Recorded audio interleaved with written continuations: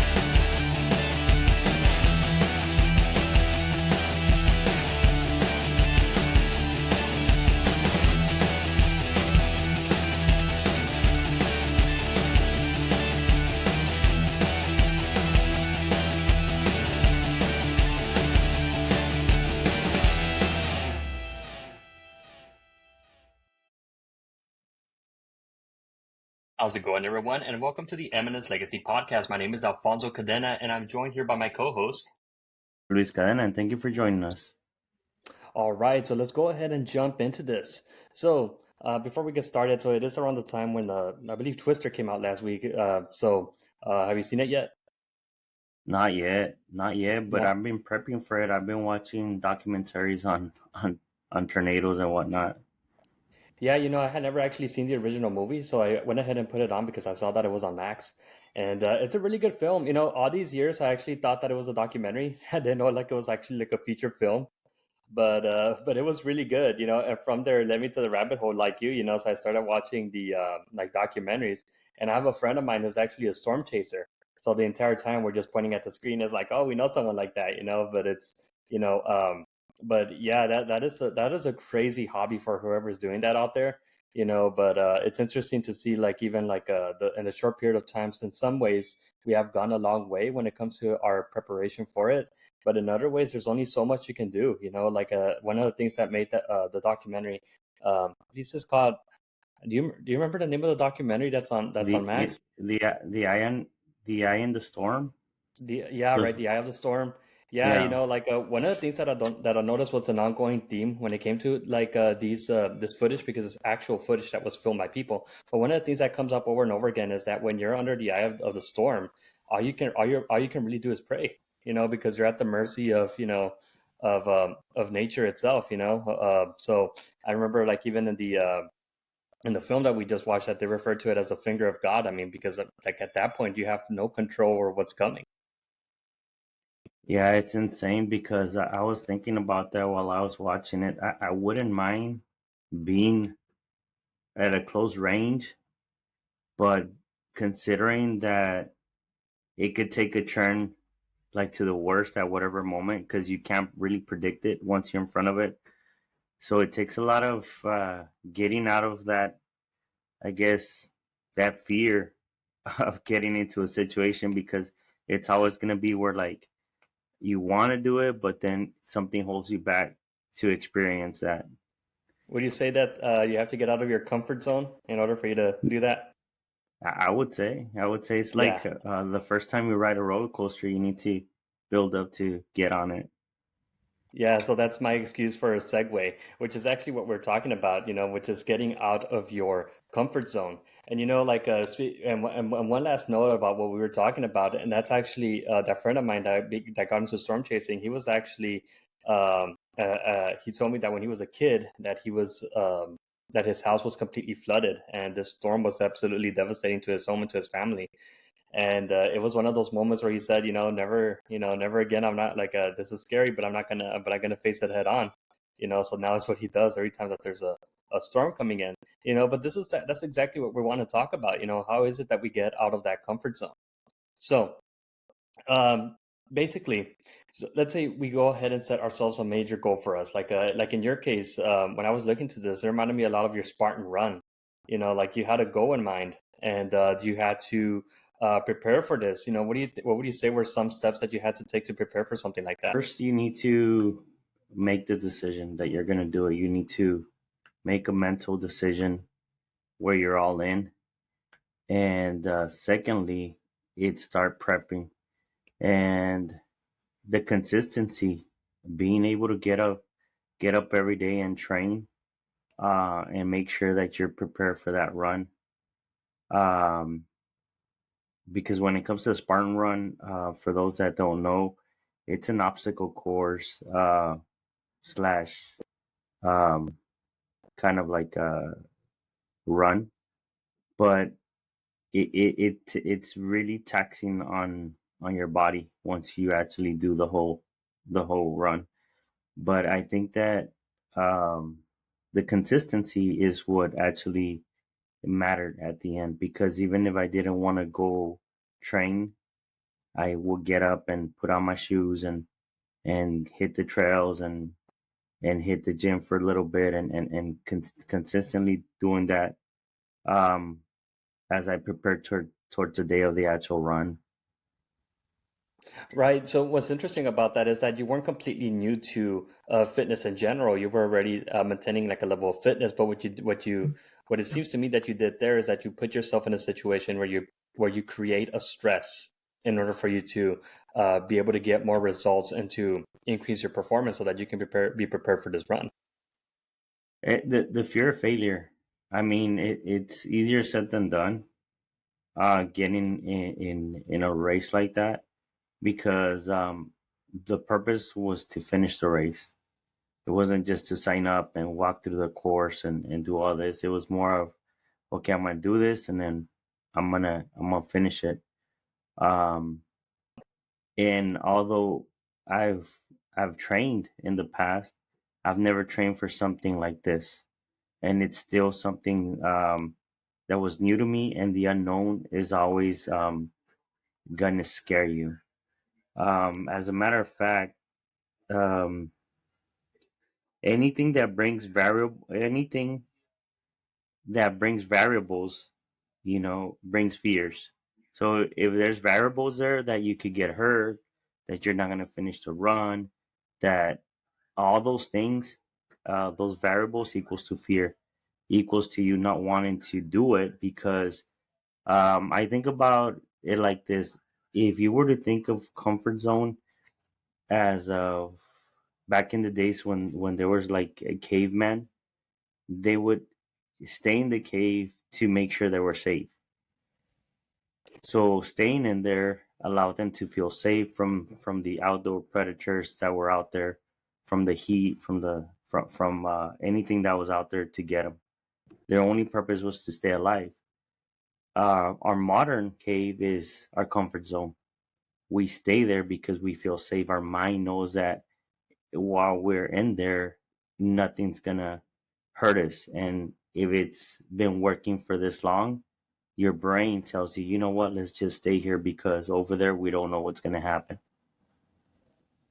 Yeah, and it all comes down to like our instinct that we are trained for survival, and the moment that our bodies or our minds detect that there's a possibility of a threat, then our first reaction is to be able to take shelter, like how you illustrated with the caveman analogy.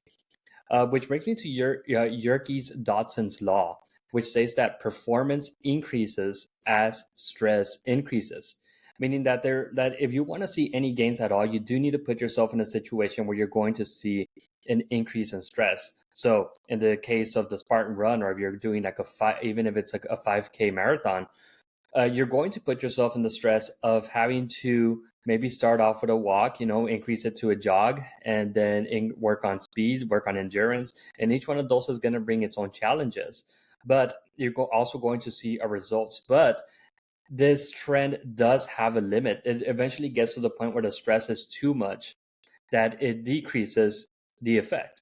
And you see that all the time too, like in fitness. Like there are some people that that they think, oh, if I train every day, like that, it's going to make sense that I'm going to see more results. Well, not necessarily. It turns out that like if you take um, some time for recovery, that's just as important as showing up. So you want to put that stress, but you also don't want to exhaust the body to where it's not fully optimal.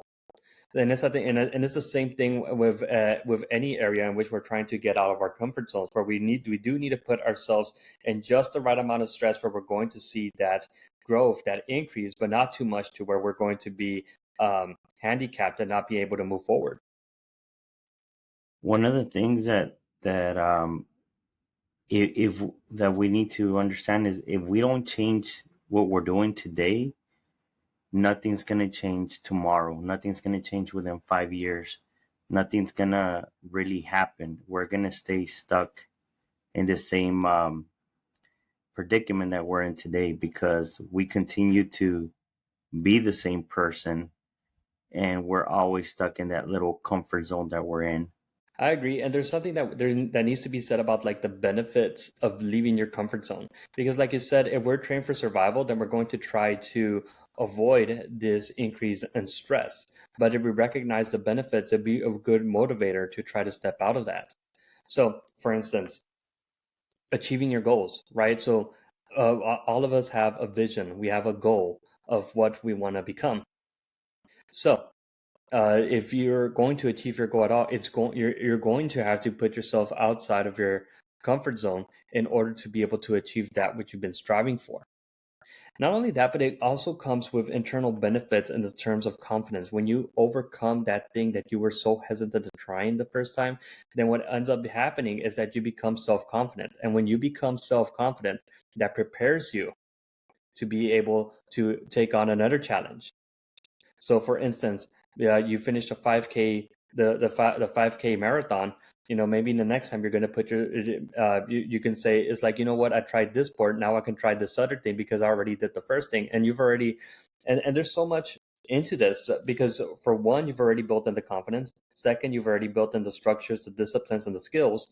And what you'll end up finding is that a lot of these are sometimes interchangeable. Whatever you learn in one area of expertise, you'll be able to apply to others. So the more you know is the more tools that you have in your toolbox.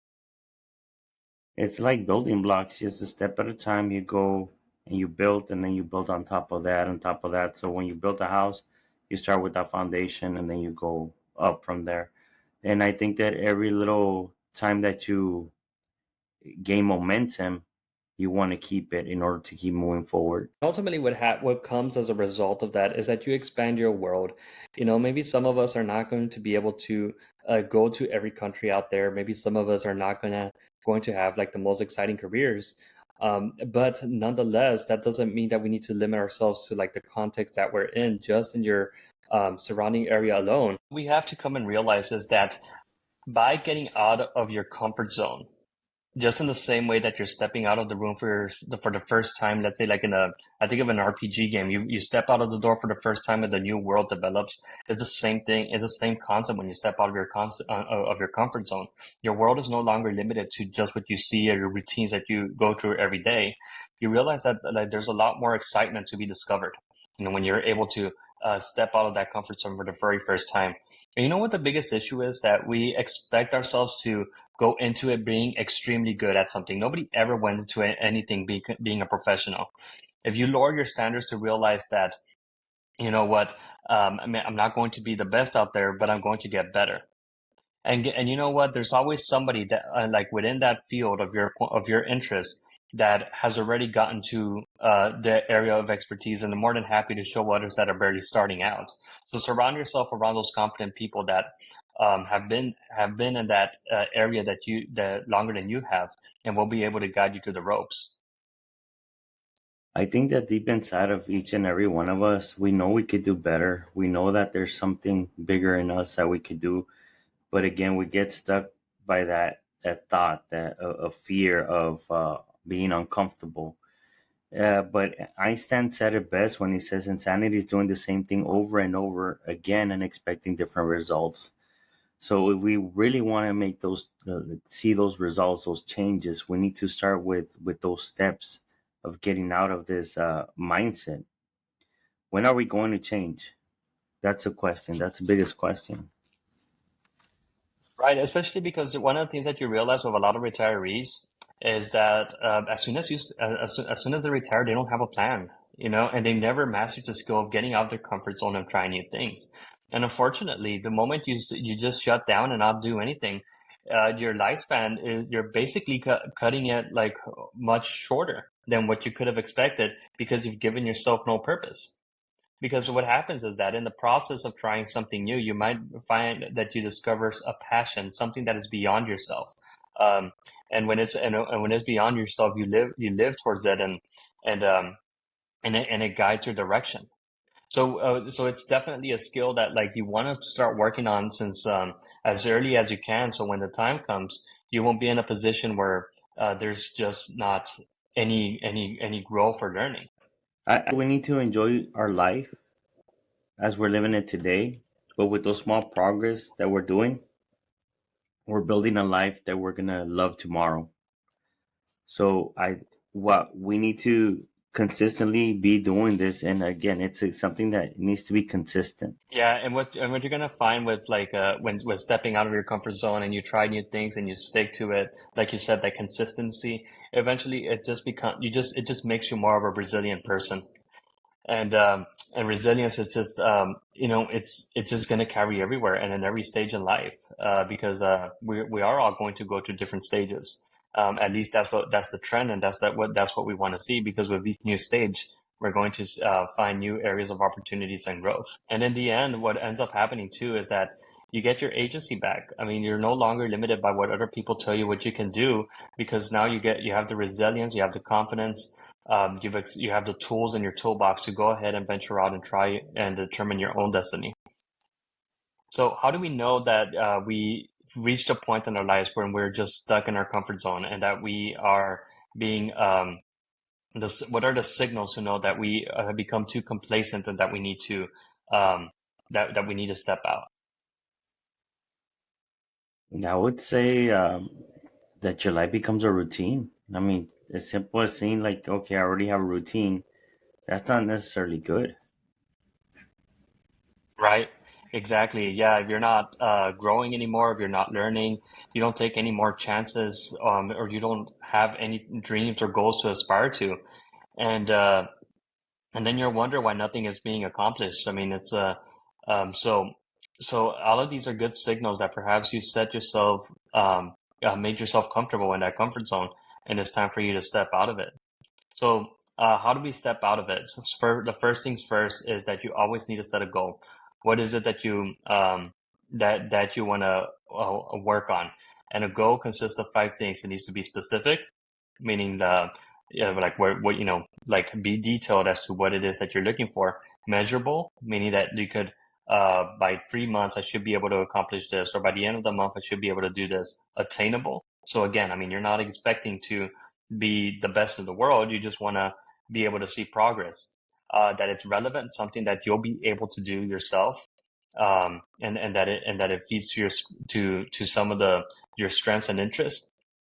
And of course, that is time bound. That you'll be able to, once again, set a timeline and have and set measurable results. I say that also like from there it goes to make a plan.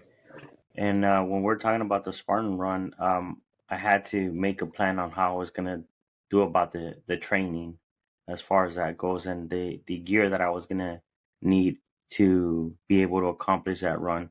So I think making a plan will be what follows that up.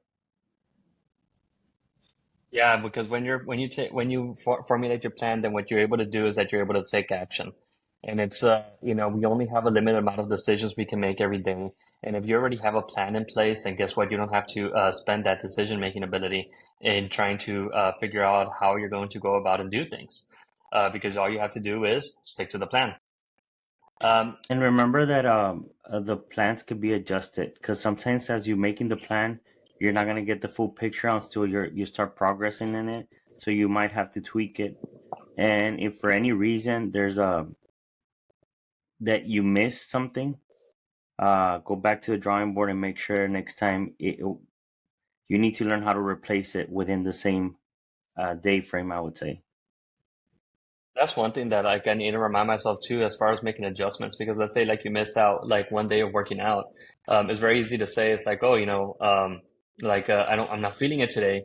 I'm just not gonna go. But it's like even if you have a plan, you can always adjust it. If you're not feeling it that day, just do what you can. Like do half of the workout, or like drop on a couple of sets. You know, or go light and just focus on form, but at least you have your standard, and then you can work anywhere in between.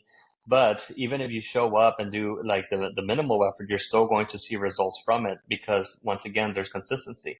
We're not looking for perfection, all we're looking for is consistency. That is correct. And then with this, it goes back to like the stress level. We're going to have to find the boundary where we don't overwhelm ourselves to where we're not able to function, but we do want to put ourselves in a little bit of discomfort where there is that stress, but that ultimately is going to be the motivator that's going to drive us to accomplish our goals. And with that, it's like there are going to be fears. We're not saying that it's not going to be challenging. There are those ideas, those narratives that we tell ourselves that perhaps we can't do it, or we can't match up to other people. But we cannot let those fears be the bounds that restrain us to doing what we want to do. Because ultimately, what this is freedom and the opportunity to live a meaningful and long life ultimately. And with that said, let's not be complacent. Once we do get to that level where we want to be, you accomplish that goal that you've been working for. Guess what? Then you have the freedom to set new ones. And like I mentioned before, you now have the freedom, you now have the skills, and you have the confidence to move on.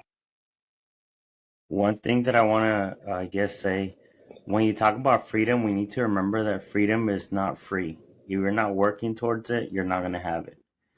So, in order for you to be free of being able to, let's say, be able to save money, you need to be free of not spending money.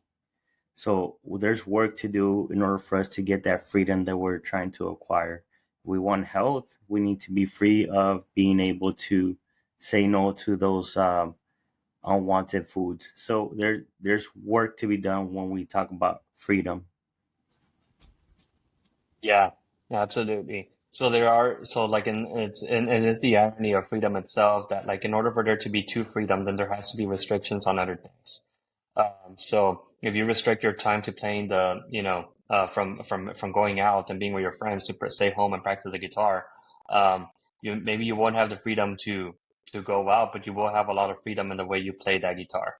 And you'll be able to explore new sounds that you haven't before, and others will only admire your work and say that they'll do anything for it. The main difference is that you put in the work. Exactly. And this is where getting out of your comfort zone when you put in work as well. Right. All right, so that concludes this week's episodes. If you guys would like more information, you can go to eminencelegacylive.com, or you can go ahead and book a coaching session. And you can find our blog. You can find me at Alfonso Cadena at Instagram. Thank you for joining us, and don't forget to keep rising to your eminence. And don't forget to subscribe and go ahead and leave a review. Have a great week, everyone.